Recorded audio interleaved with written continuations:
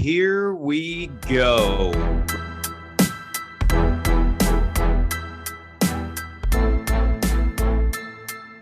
Welcome to the 9 Route Fantasy Football Podcast.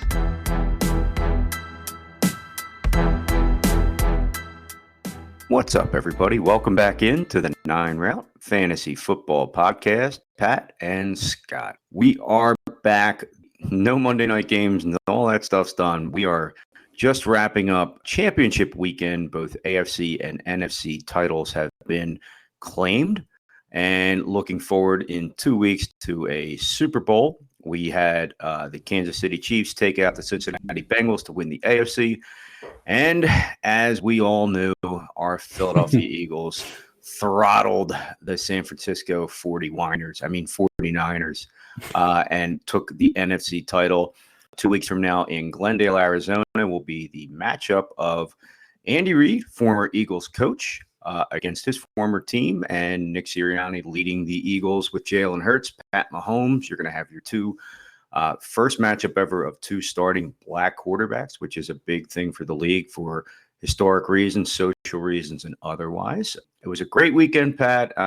Took a little bit of a hit there. My play wasn't quite what I thought it was going to be because of, let's just say, creative refereeing in the AFC game. The NFC game was pretty much once there was an injury to the starting quarterback, it just kind of all unraveled from there. And again, I was actually able, I just said it to you before we started, that I was actually able to catch both games, and it was kind of nice. So I'm looking forward probably in 2 weeks to having off. Also, I always try to get the Super Bowl off, and then this one, I think I may have some champagne ready. How was your weekend, sir? It was good, but you buried the lead on this one, man. This is Super Bowl 57 is at least for me anyway, is affectionately going to be known as the Kelce Bowl. Jason Kelce of the Philadelphia Eagles versus Travis Kelce of the Kansas City Chiefs. Crazy. And for those who obviously listen to football related podcasts, might know that they do have their own podcast. I believe it's called New Heights, I think is the name of it. Charts just behind ours, I think. Yeah, probably. Yeah, I would think so. Kind of excited to get to see. I mean, they won't be on the field at the same time, obviously, because they both play offense, but it's going to be great. I think, more than likely both of those guys will come out to midfield as captains for the game, for the coin toss. Yeah. And that'll be, I mean, could you imagine being a parent of two kids who are playing in the Super Bowl against each other? Like that's a proud dad moment if I've ever heard of one in my life. They always show the mom Donna with the split jersey, and now that's going to be so real on that level. Yeah, no, I did. Yeah, it is the Kelce Bowl. I thought the Super Bowl 57 was in honor of Bill, but I guess that doesn't fly. That's a little inside joke for us here at the 9 Route. I definitely think it's going to be interesting to see, like you say, the two brothers both on offense, and which one will help lead their team to Super Bowl glory. And both, I believe, have one Super Bowl ring at this point, right? Correct. Yeah. So one will have two, and one will have one, and unfortunately for Travis, debate. Yeah. There we go. Yeah, you may have the stats, but I got the rings. Yeah, that'll always be the because the offensive linemen, they get pancake blocks and least penalized. That's like the most you got to really bring to the table. But if I have, they get nice watches and things from their quarterbacks. Generally, they get bought very good gifts. I've heard. But that's about it as an offensive lineman. No glory in the trenches, unless you're on the defensive line getting sacks. But yeah, the less you're heard from, the better for the O-line. Meanwhile, Kelce's, very standout star and pound for pound may finish his career as the best tight end ever. He's kind of trending in that direction based on stats, and if his career extends a little bit further. Yeah, if he can stay healthy and stay at the top of his game, I believe he's 31 now. So, for tight ends, he's getting up there. But I mean, Tony Gonzalez played, well into his 30s. He wasn't as good as he got older, but I mean, honestly, Tony Gonzalez didn't even put up the numbers that Travis Kelce's putting up in his career. So, it would not surprise me if Travis Kelce played another 3, maybe even 4 years of really, high level football and continue to rack up stats. And the Chiefs are going to be, as long as Patrick Mahomes stays healthy Andy Reid's the head coach. They're going to continue to get to the playoffs and, potentially to more Super Bowls. So he's going to get to continue to rack up those postseason numbers and maybe be considered, one of the greatest, if not the greatest tight end of all time by the time he retires. Yeah. I mean, there's some big names out there, like you say, Gonzalez, Gronk, Antonio Gates, Shannon Sharp. I mean, even going back as far as like Mike Ditka and Ozzie Newsome. But, pound for pound, I think he's helped to take that position to the next level. And I think a lot of people in our fantasy community started to write him off a little bit this season before it started. And the smart people like yourself, I know, picked him up in a couple of leagues. And again, I'm always a tight end guy. So I think that helps to kind of be that one position pound for pound that could push you over the top. Sometimes you get a 5-6 point advantage a game, and he's a guy to do it. Yeah, definitely. This coming into this season, a lot of people, because of the way last season ended, had Mark Andrews at the number one spot for tight ends. I thought with the loss of Tyreek Hill that Kelsey's necessity in the offense was going to grow, and it did, and he put up a season for the ages as far as fantasy football goes. But just as far as regular football, he's an outstanding football player, and so is Jason. I mean, like you said, offensive linemen don't get the credit that they probably deserve. But I believe that Jason Kelce is one of those guys who, if you ask players around the league who the best players in the league are, he's definitely up there. Really, really talented football family there with the Kelces. Yeah, both first ballot Hall of Famers, and we'll see what happens in a couple weeks.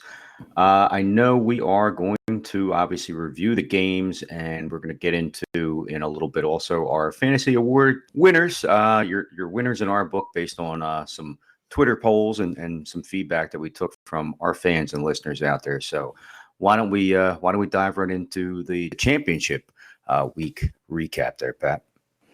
Yeah. So for us personally, in our picks, we both went 4-2. We took the same teams, over unders, everything was exactly the same. So we got everything right, except for we both had Cincinnati winning that game, which, apparently the referees in that game did not. So, we were on the wrong end of that one. But no, that was a good game. I think that there definitely was, I could understand why people would think that there was maybe a little bit of favoritism in some of those calls and things that happened in that game. I completely get it. So, but I did think that Kansas City played a great game. I mean, it was not, I knew it was going to be close. I mean, I think we both kind of figured that it was going to be, I think we both called 3-point games last week on the podcast. So I think we both kind of knew that kind of game was coming. And then that's kind of the way it ended up. So we both went 4-2 in the championship round. That puts our overall record at 24-12 for me and 21-17 for you. So both still well above 500 on our picks for this postseason. And we'll get one more crack at it next week to pick the money line, the spread, and the over-under in the Super Bowl. Yeah. Maybe throw some prop bets in there. Maybe I'll get a chance to catch up. But yeah, I got a feeling we're gonna be in the same boat for a lot of these picks as well. So. Yeah. I think after last week, your chance at catching up in this one's probably gone, unless you go off the rails here next week. But I never do that. Don't worry. I am a chugging down the line there. I am Thomas the Tank Engine, buddy. All right, so let's jump into the actual championship game recaps.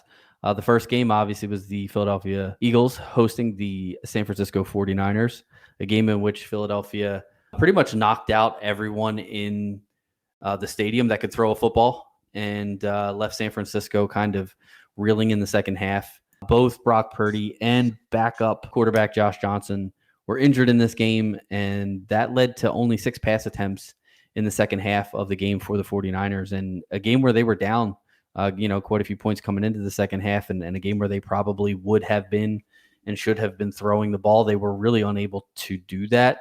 It did kind of make for, if you're not an Eagles fan, probably made for a pretty boring game. I saw some comments on Twitter while the game was going on that, they're like, oh, this is the worst championship game I, can ever remember. And, like I said, if you were just a casual fan and not a fan of either of these teams, it probably was a pretty bad and pretty boring game. But if you were an Eagles fan, man, it was one of the greatest games you've ever witnessed. Philadelphia rushed the ball 44 times for 148 yards and 4 touchdowns on the ground against the number 1 rush defense in the league. it was mixed everywhere. Miles Sanders had 2 touchdowns. Jalen Hurts had 1, and it was Boston Scott had the other one, if I'm not mistaken, right? Yeah, Boston Scott ran that one in.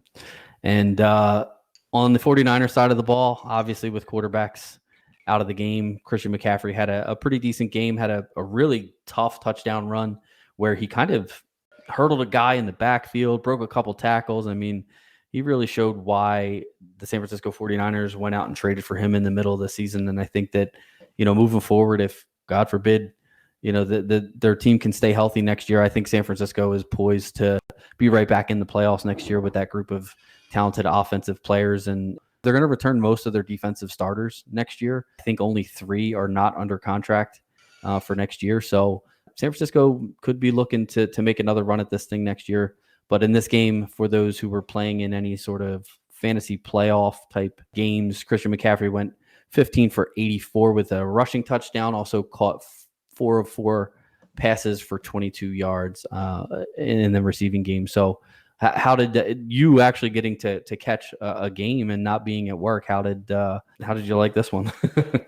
It was awesome. No, I mean, obviously being partial as a fan, to see your team win. I was lucky enough back in 2017, 2018, when the Eagles won the Super Bowl. I had purchased in December 2 tickets to wherever the NFC Championship game was going to be, but kind of had that gut feeling and was able to go with my father-in-law, your uncle, to actually catch the Vikings game. And that game was similar, where also a blowout. Yeah. Coming in. Yeah. And I mean, everybody was higher on the other team. Minnesota had one of the top defenses in the league. We weren't really expected to maybe compete the way we were supposed to, albeit not with the backup quarterback. And, we're able to pull that out. This game, I was in one where I think we talked last week. We really felt like possibly close, but as it got closer to the game, I felt like blowout had potential. Now, obviously, taking Brock Purdy out is huge because, again, it's your starting quarterback. And then to see Ndamukong Suh, it looked like a house fell on Josh Johnson. Pat, I said it to you. I was like, I didn't look like the Wicked Witch of the East. Yeah, literally, just saw feet and the way his arm went. I was like, I don't know if this guy's getting up. And that's one thing. It was a body bag game. I mean, we were all we've been on both sides of that with our quarterbacks, as well as treating other teams the same way. And to see that happen, you kind of just sucked the life out of them. And the fact that they could not generate offense by passing and became completely, utterly one-dimensional, really just, sucked it out. Now, could it have been more competitive with a quarterback in there if they had maybe activated Jimmy G, which, there's some debate. Yeah, I still think we win the game. Maybe not quite as convincingly, but pretty convincingly still. Again, we were the better team, top to bottom, having the home field advantage. Everything worked out in our favor. And, being able to see that celebration, I think we kind of have a feeling in our gut what's going to happen next. The line opened at Eagles getting 1.5 to it's now flipped to the Eagles giving 2 as of right now. So the betting public, the smart money, is already on the Eagles. Obviously, with some stuff to fall out of the Kansas City game based on injuries, they're 2 weeks away. But I think everybody kind of has an idea after that performance overall who the better team is and who's probably going to win the Super Bowl. Yeah, I think there's a lot of again, I'm just talking my sphere of people that I interact with. There's a lot of thought or common belief out there that Philadelphia has had a cakewalk of a season, a cakewalk of a playoff run. First of all, they earned the number 1 seed by being the best team in the NFC. So a bye is not a cakewalk. A bye is an earned week off. And Kansas City got one too. So as far as who they played, they couldn't help that they played the Giants. That's who won the game. That's the Giants were better than the Vikings, and that's who the Eagles got to play in the second round. Talking about now, you're going into a game against the number 2 team in the NFC, the 49ers, and it was like, their quarterbacks got knocked out of the game, so of course the Eagles won that one. Well, guess what?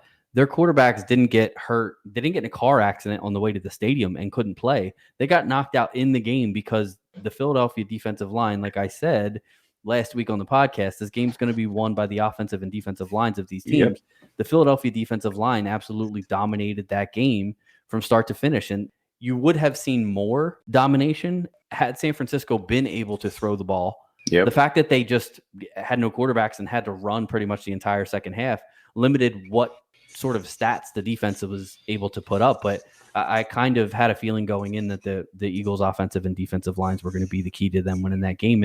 And it came to fruition early and often. And, it just, again, I'm not saying that you go out intentionally to, injure players, but if you protect your quarterback and he doesn't get sacked, twice in the first, 2 series of the game, well, then maybe he's there in the second half and can help lead you to a comeback and maybe a closer game. But that's not what happened. So, I'm not, again, this is not me being a biased Philadelphia Eagles fan. I pride myself on being a very, logical and very, what's the word I'm looking for? A very unbiased. Yeah. Well, I was trying to come up with, a homer.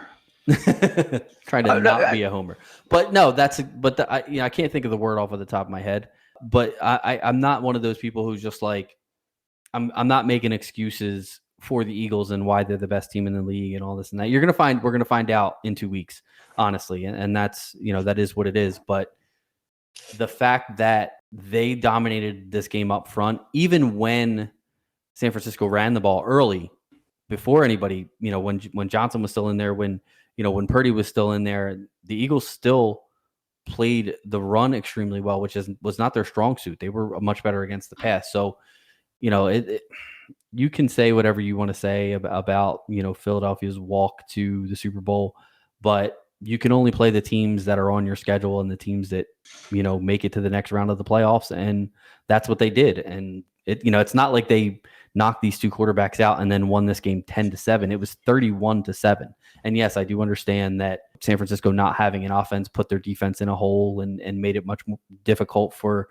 the defense to get off the field because they were playing so much. I get all that, but the game happened the way that it happened, and the Eagles should get some credit for being a solid team. They've now outscored their 2 playoff opponents by a combined score of 68-14. So that's a pretty good team in my book, if you ask me.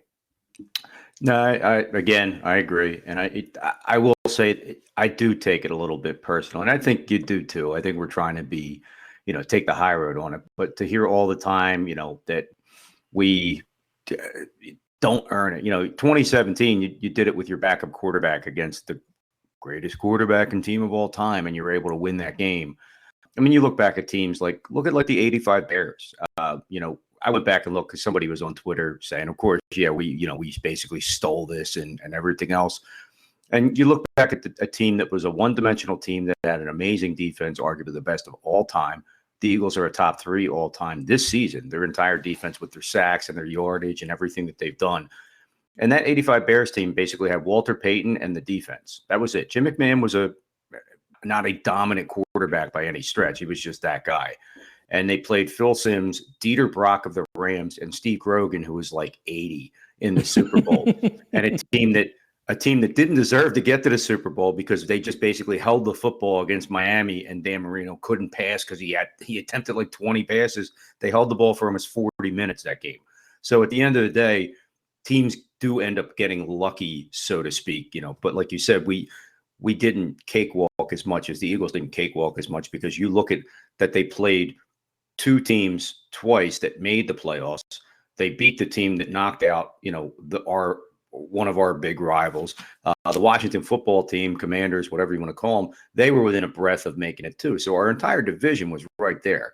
And when you look back at what the Niners did, they played one good team besides us all season, one really good team, and they lost by 20 points. You look at Kansas City on the other side, and they definitely win this game. Obviously, we're going to get into that too. But the most complete team out of the 2, when you're going to line these guys up, everybody's going to give Mahomes the edge over Hurts, and they already have him in the Hall of Fame. But you're going to see that the more complete team is the Philadelphia Eagles, and that's what showed yesterday. And they won, because yes, they did the things that people thought they couldn't do. They stopped the run. They ran the football against that vaunted run-stop defense. And you saw how frustrated San Fran was at the end of the game because, yeah, they tried to come into our house and push us around, and we took their lunch money and said, nope, go home, guys. Sorry. Ain't going to happen. They thought, oh, yeah, we can deal with these fans. We know our fans are loud too. It's nobody comes in here and makes it out alive. And guess what? You're just another strike on the wall, guys. That's all you are. So hats off to you, San Fran. Go back to your hellhole of a city and go Birds. You're attacking the whole city now. Okay. All right. Don't get me started on San Fran. But yeah. All right, let's move on to the other game before we get too hyped here. The I can't. I'm hyped, man. I'm ready. Want the game tomorrow? Right. The nightcap obviously was the Cincinnati Bengals at the Kansas City Chiefs, a game in which, unfortunately, a 15-yard unnecessary roughness penalty at the end of the game is kind of what's going to be remembered. Well, I guess there's going to be a few penalties remembered in this game, but that's kind of, the worst part for me, because I watched the game and pay attention to the game. The young man who pushed Mahomes out of bounds at the end of the game and got the penalty that moved Kansas City into field goal range with 8 seconds left was having an outstanding game. He was not a standout player throughout the season. He was just having a great game in this particular championship game, and really kind of just got a little overzealous and anxious and made a kind of a dumb play, and it cost his team, at least a shot to get to overtime and maybe win it there. But this was a fantastic game. It was really exciting to watch. I was on the edge, like literally on the edge of my seat, like almost every play in this game. I mean, it was a really entertaining game for those fantasy players out there. Joe Burrow had an outstanding game. 26 of 41 for 270 yards, 1 touchdown, did have 2 picks.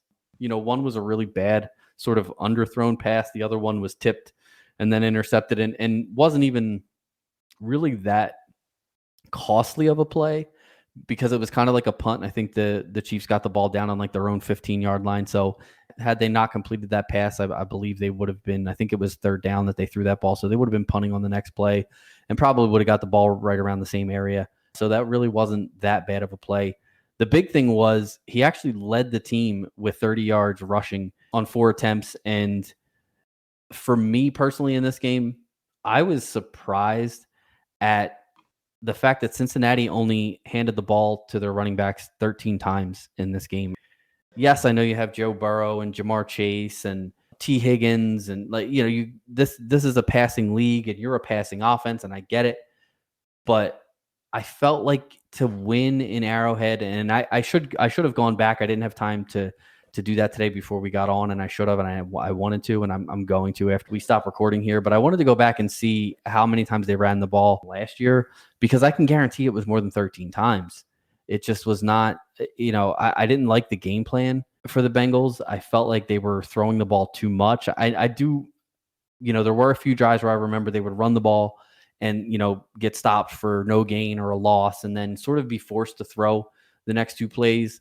But there was a lot of situations where in my head, I was watching the game thinking, you got to run this thing right here.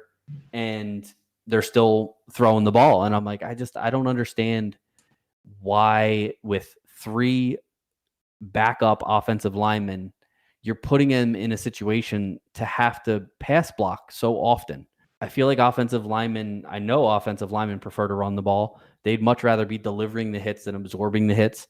And the fact that Cincinnati didn't really attempt to run the ball enough or all that much was just really surprising to me. On the other side of the ball, Patrick Mahomes went 29 for 43 for 328 yards and 2 touchdowns after, basically every other wide receiver got hurt in this game. Marquez Valdes-Scantling came up with 6 receptions on 8 targets for 116 yards and a touchdown.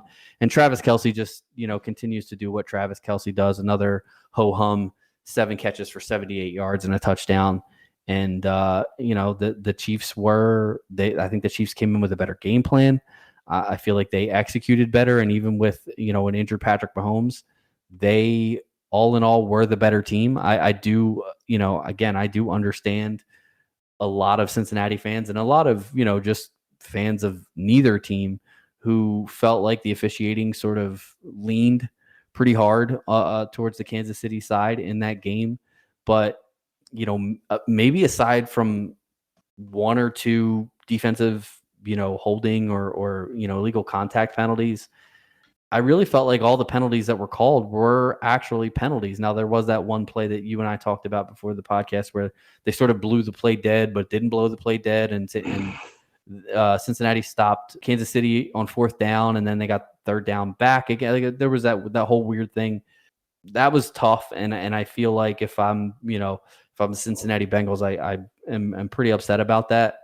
But the truth of the matter is, if Joseph Asai does not commit that penalty on that Patrick Mahomes scramble for a 1st down, the Chiefs still have to, run another play and get into field goal range. You're not kicking a 60-yard field goal in those conditions in Arrowhead. So, that's still on the players and on the coaches. One play does not win or lose a game.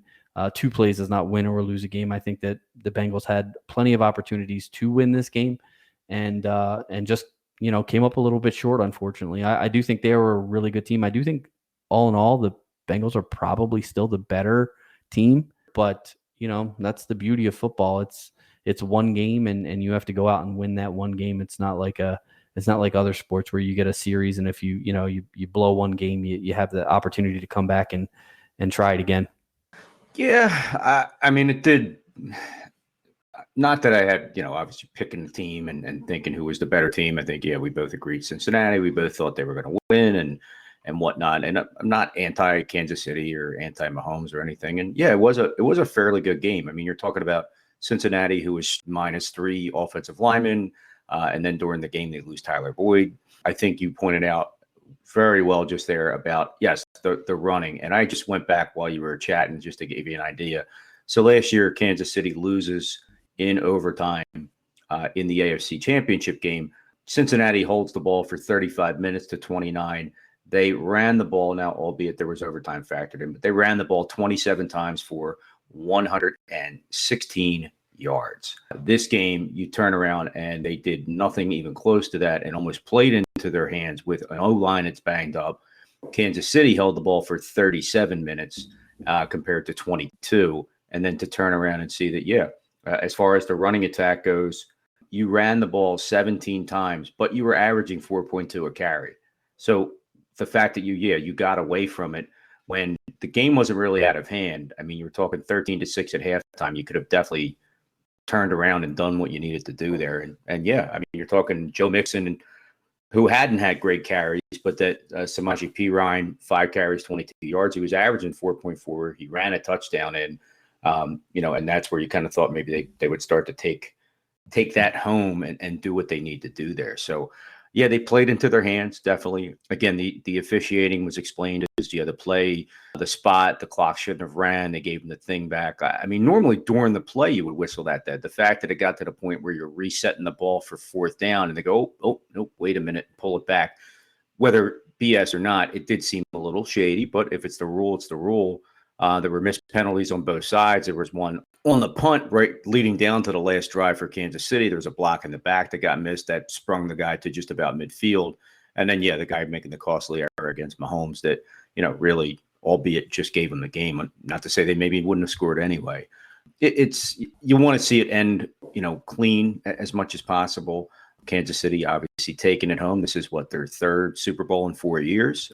So they're going to try to win their 2nd and, get another week or 2 to get Mahomes and maybe that receiving core healthy and try to game plan as best they can. Because as of right now, if they go in there and they're banged up, you're really rolling with Valdes-Scantling, Sky Moore. You may have to even go to practice squad guys or, Andy can get creative with his running backs when it comes to the passing game, but I don't know how creative you're going to get on that. And yes, Travis Kelce is that guy. So we'll see what happens. It was a tricky game. It was fun to watch. Like you said, though, it was back and forth and it almost seemed like Cincinnati gave the game back to them as opposed to just lost because of a bad call or anything like that. Yeah. Again, the interception on that drive before the final Kansas City drive, nobody's talking about that as being the play that lost the game, but it very well could have. I mean, Cincinnati had an opportunity to drive the ball down and get themselves into position to kick a game-winning field goal, and they didn't. And so, we can sit here and talk all day about penalties and, do-overs and whatever you want to harp on if you're, in the corner of the Cincinnati Bengals got hosed. But the fact of the matter is they had the opportunity to win the game. They didn't. And then Kansas City had an opportunity to win the game, and they did. And that's kind of, where this all shook out. It basically came down to the team that had the ball last. And a lot of times in these really tight games, between two really good teams, that's what happens. And that's what happened in this one. So, congratulations to the Chiefs, and Andy Reid. He's still one of my favorite coaches of all time. I think that, while the Eagles parted with him, maybe, wasn't the greatest timing in the world. I think that the organization knew, and I think Andy knew that it was time to move on and try something different. And I think that, it worked out for both of them. Andy Reid's now been, like you said, this is going to be his third Super Bowl in 4 years with the Kansas City Chiefs that he's going to be going to. And, now the Eagles have been to 2 in 5 years. So worked out for everybody. And I don't foresee there being any hard feelings on either side. I think that, both the Eagles organization and Andy Reid are happy for one another. And I think that this is going to be a great game. And I like the fact that there's going to be a narrative of sort of Andy getting his revenge in this game, if the Chiefs can come and win it. And, maybe the Eagles knowing what they were doing by letting him go if the Eagles hold on to win the Super Bowl. So it's going to be really interesting to watch. And we will get into that game more next week. We don't want to jump too far ahead and talk about the Super Bowl, or else we won't have a show next week because it would be pointless. So what we're going to do instead is we are going to announce the winners of our fantasy awards. The nominees were given to you last week.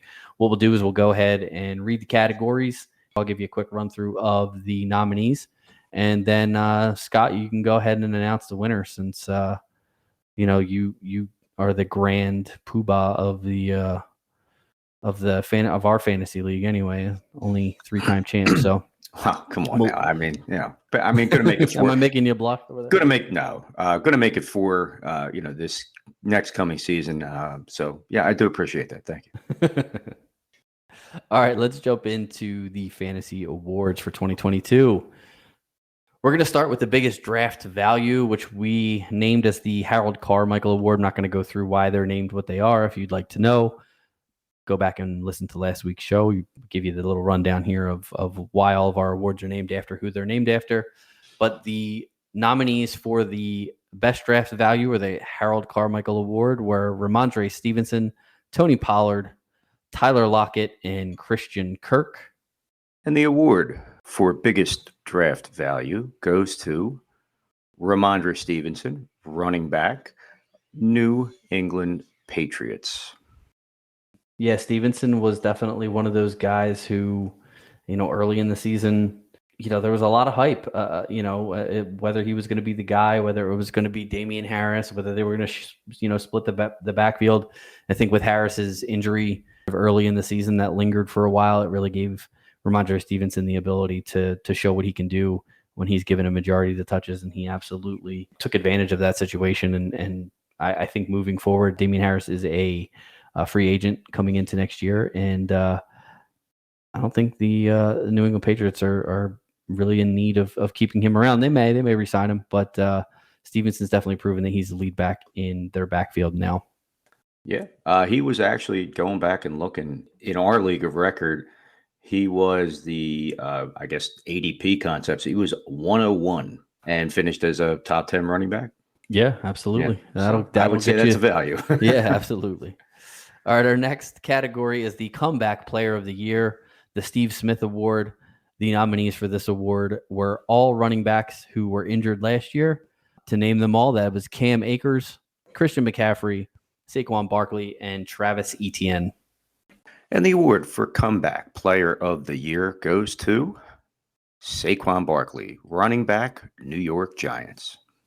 Yeah, Barkley killed it this year. And I think, this was probably a 2-man race between him and McCaffrey, especially considering the injury-prone tag that McCaffrey had this year.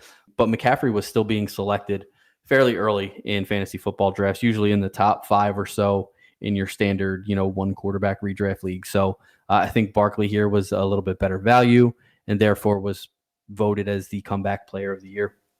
Our Unsung Hero Award, the Jimmy Smith Award.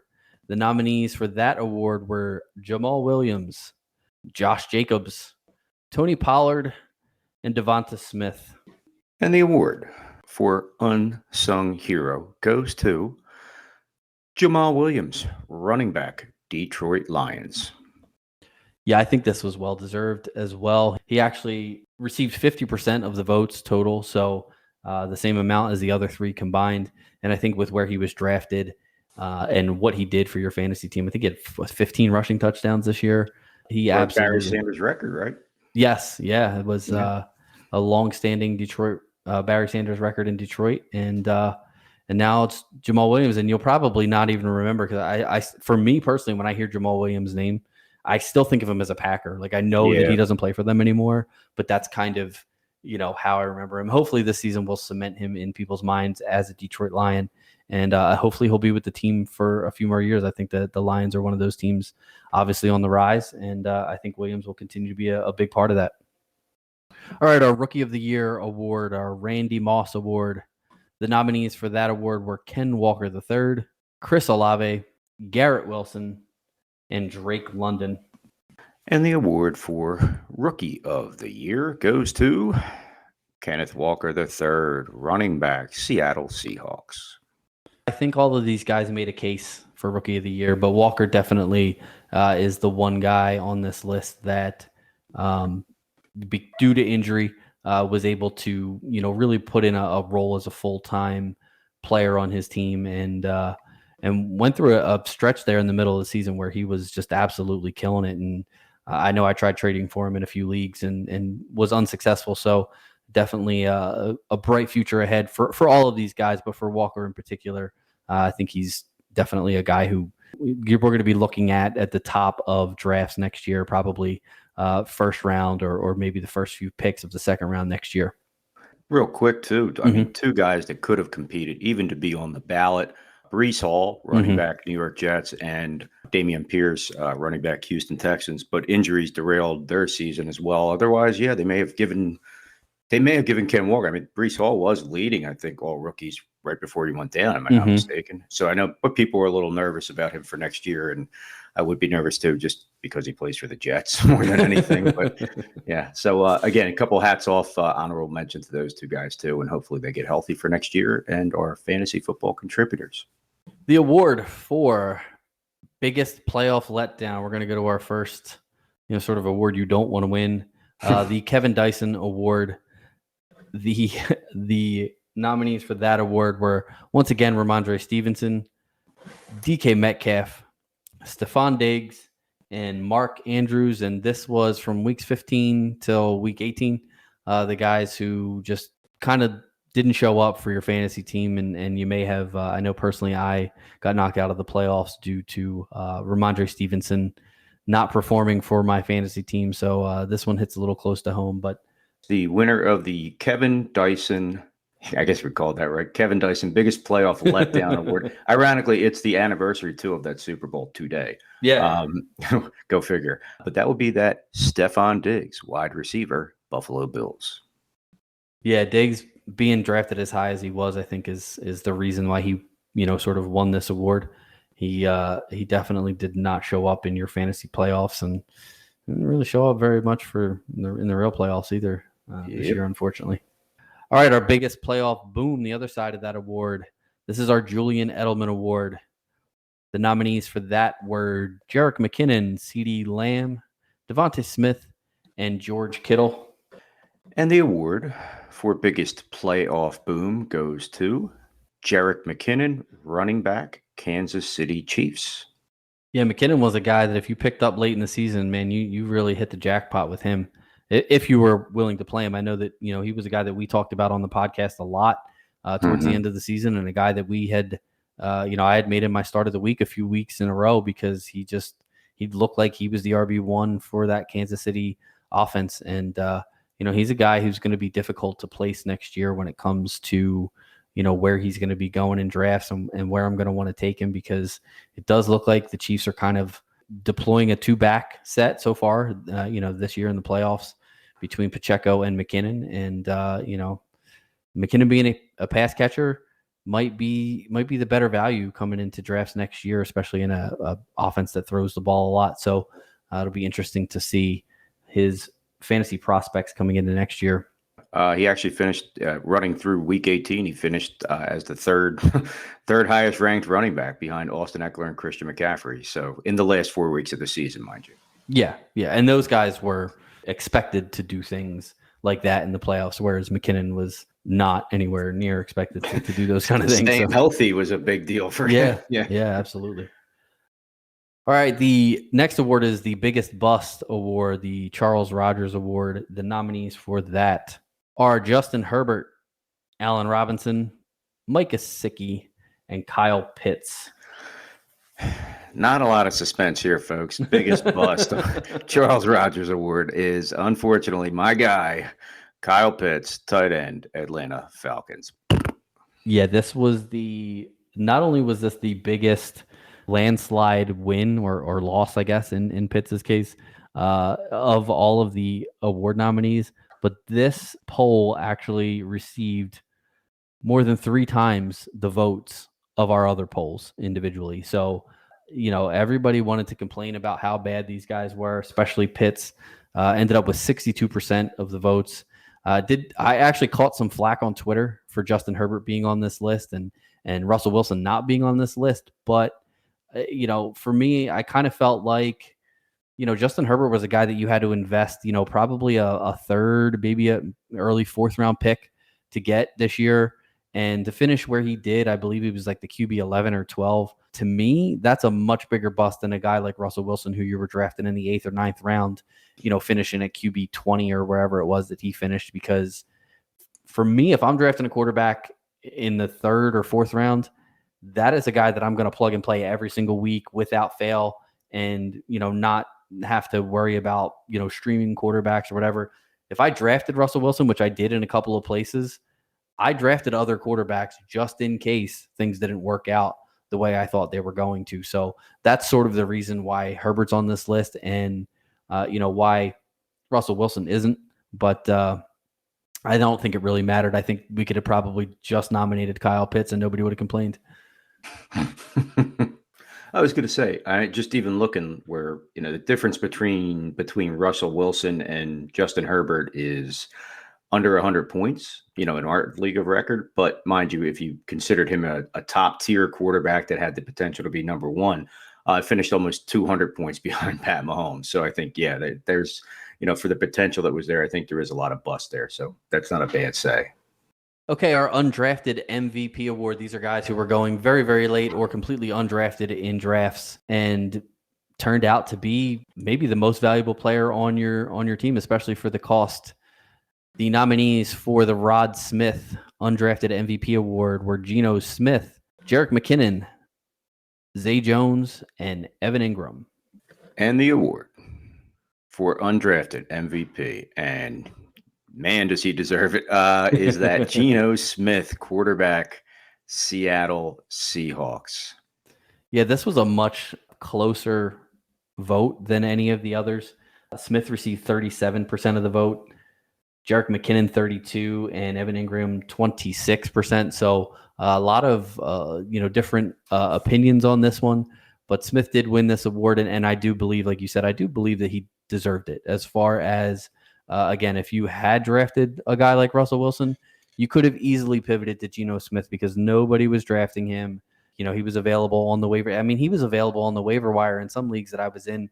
All the way up in like week 12 and 13, there was still, he was still not being picked up. Nobody believed in him, no matter how many good games he put together. Now, he did not light the world on fire, don't get me wrong, but he, for where you got him, for picking him up off of the waiver wire and him being a startable asset pretty much every week and finishing, I believe, is the QB5. Haven't gone and done all of the end of year awards. We don't use outside sources for our rankings. We rank our players ourselves. And I haven't actually done that yet, but I want to say he's finished somewhere around the QB5 on the season in total points. He is QB5, just behind Joe Burrow, just ahead of Trevor Lawrence. Yeah, so absolutely a diamond in the rough with Geno Smith there. So congratulations to him for winning this award. And finally, the grand poobah of the awards, the MVP award, our Jerry Rice Award. The 4 nominees for this were Patrick Mahomes, Austin Eckler, Justin Jefferson, and Travis Kelce. And the award for MVP for 2022 is Justin Jefferson, wide receiver, Minnesota Vikings. Yeah, this was probably the toughest award to vote for because I feel like all of these guys absolutely, you could make a case for any of them. But the fact that Justin Jefferson won it just kind of goes to show that the love that Justin Jefferson is receiving around the league right now. And I think he's a guy, the people who are listening to this podcast obviously are fantasy football, enthusiasts at least. And, this whole zero RB thing is becoming bigger and bigger every year. And I think that guys like Justin Jefferson, Cooper Kupp last year are the reason why. I mean, wide receivers just have the ability to come out and just put up these ridiculous numbers in the NFL now. And I think you're going to see more and more wide receivers taken early in fantasy football drafts moving forward. And you're going to see, running backs start to, your pass catching running backs like your Austin Eckler and, your Christian McCaffrey. Those guys are still going to be near the top because of, the dual threat that they bring. But even guys like Eckler this year, I mean, he had to put up 19 or 20 touchdowns this year to keep up with Justin Jefferson's pace. And Jefferson had nowhere near that many, especially in PPR leagues, half PPR leagues. You're going to see, I think, a lot more receivers getting selected earlier in drafts. And I think you've already seen it, but I think it's going to continue to grow, as we move forward in fantasy football. Yeah, I mean, I always look at it like a slightly different way. Again, I'm always a tight end leaner. If you're basing it off the whole, I mean, arguably you could say that Mahomes having 511 points in our league, whatnot, Jefferson being the overall top skill player. But if you look at category wise where they're separated, Pat Mahomes, the next closest guy, was less than 50. Eckler less than 10. Justin Jefferson, second best wide receiver, Tyreek Hill, was less than 30. And ironically, that Travis Kelce was light years ahead of his second. He was over 110 points ahead of TJ Hawkinson, who came on strong at the end, albeit Jefferson holds about 70 points over the head of Travis Kelce. So I think if you prorate certain things, you kind of take a peek and go, yeah, he's definitely looking like that guy if he can sustain it to be that guy for years to come. But you did see a couple meltdowns through the season where he can get, taken out of a game a little bit mentally, if they play a little bit of a press coverage on him and stuff like that. Plus, he might get tired of playing in Minnesota if they just, they could put up 35 points a game and still lose. So it's kind of a hard deal there as well. Yeah. Fortunately for them, they have him under contract for the next, probably 3 years, with that 5th year option. But it's going to be tough to re-sign him. I think Kirk Cousins is eventually going to move on. I don't think he may stay the next 3 years, but I can't really see him staying much longer than that. I think he's 35 or 36 years old already and coming up to the end of the contract that he signed with the Vikings. So, are the Vikings going to want to re-sign him? Is he going to want to continue to play? Who knows who they're going to get after Cousins leaves? And, that obviously would have an effect on Jefferson's ability to put up numbers if the quarterback position isn't handled in a way that, they draft or, sign a guy who can get the ball to Jefferson early and often the way that Cousins can. So definitely going to be looking forward to seeing how his career sort of progresses. And if he stays being this dominant receiver that he has been, his first 2 years in the league, or maybe even, more dominant. There's definitely a possibility that he continues to just ascend and become this generational talent that he looks like he has been for the first 2 years of his career. I did see now, yes, he is under contract, but I did see some whispers that his team was going to look to discuss his contract in the offseason. So holdouts, you never know. You never know what's going to happen. Jefferson? Yeah. I don't think he can hold out yet. I think the first, he'll be in his 3rd year. So yeah. So that's, now that it's on the table, that you never know what could happen. I mean, we'll see. New England might trade for him and start a dynasty or something up there. I wouldn't be shocked. Wouldn't put it past him. We'll get Tom Brady back in there, get the band back together. But now, all kidding aside, we'll see what happens. See what happens in the offseason. Yeah, absolutely. All right, folks, that is going to do it for us for this week. Make sure to follow us on social media. We are on Twitter at the 9route1 and at Scott from Delco. You can also check out our website, www.the9routeffb.com. And if you have any comments or questions for the show, you can email us at the9routeffb@gmail.com. And before we go, we want to say thank you to Mickey's Protocol Pub in Tuckerton, New Jersey for partnering with the show. If you are looking for a great place to watch the flag football game this Sunday, Mickey's is it. Great food, drink specials, and all the football you can handle. Mickey's Pub, 327 East Main Street in Tuckerton, New Jersey, where friends and family meet. That reminds me, before we go, are you going to watch any of the Pro Bowl festivities? I think they have something on Thursday, right? And then something on, is it Saturday or Sunday? I've been looking at some of the basic stuff that they've talked about. I mean, it's going to be, it's not your father's Pro Bowl, so to speak. Yeah, where they're kind of running it a little bit like an NFL or like an NHL style or NBA. Yeah, where they're doing multiple events. Though I do miss from back in the day, and I know this is going to age a lot of people. Not many remember. I know you probably do. Is when they used to do the superstar stuff in the off season, like during the Pro Bowl, and they'd always show the passing clinics like Marino trying to hit the target 50 yards downfield, riding across the grass and all that. Yeah. Like if they're doing stuff like that, to me, that would be cool. It'd be a hell of a throwback to that time when they would get all them guys on the field and do that. But yeah, I mean, the game itself, I mean, it's always like, it's okay, you watch it, but there's no skin in the game unless you're betting on it, and you're insane if you do because nobody's trying. Yeah. Well, the fact that it's flag football, I think, proves that like even the NFL has been like, okay, we get it. Like nobody wants to get hurt out here playing, a bull crap all-star game. But I think Thursday is when, like I said, I know there's two events. There's a Thursday, and then I checked, it is Sunday at 3 p.m. for the actual Pro Bowl, for the flag football game that they're having. But the Thursday, I believe, is going to be some skills competition. So you're going to see, like the quarterbacks going and throwing, at targets and things like that, wide receivers. And they had like pads where they were like making these like diving one-handed catches and stuff like that.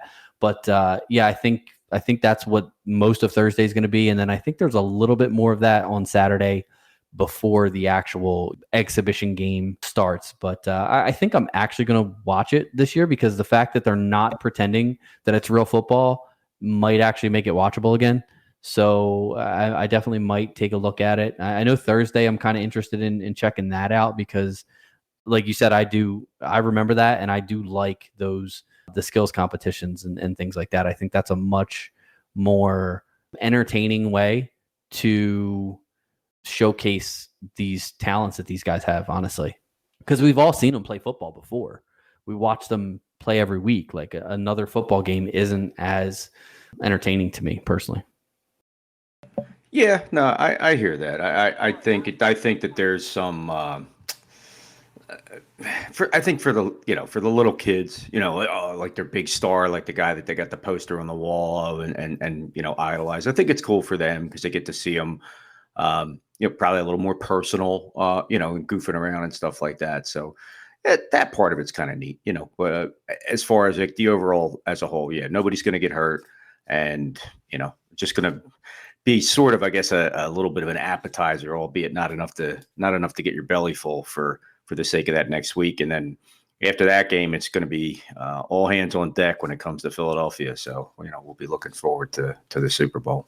Yeah, and we'll have a lengthy discussion on the Super Bowl on our show next week, where we will also bring to you our start-sit results from the season, the season-long start-sit competition that Scott and I have had. We'll tally all that up and let you know how we did, and maybe discuss some changes for our start-sit segment next year as well. So I know that we still have to figure that out. Maybe we will do that this week. Maybe we'll wait till the offseason. We'll figure that out when the time comes. But until then, Scott, you got anything else before we get out of here?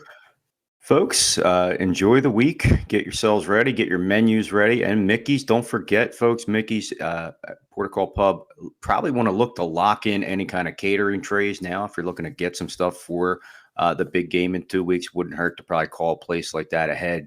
Get your order in ahead of time for your wings, your nachos, all your pickies, some sandwiches. I'm sure the folks down there are going to look forward to having folks stay with them, but are more than willing to get some packages together for you to take home. So Mickey's Protocol Pub down there in Tuckerton, 327 East Main Street. Yeah, definitely look to get some catering done with them. I think if I was in the area, I know I would. Yeah, and there's a link on our website to Mickey's website. So if you go on www.the9routeFFB.com, go to our partners section up at the top. There's a link to Mickey's website with their menu for catering and their specials and all that stuff. So yeah, definitely check them out. I guess that's going to be it for us for tonight. Until next week. Peace.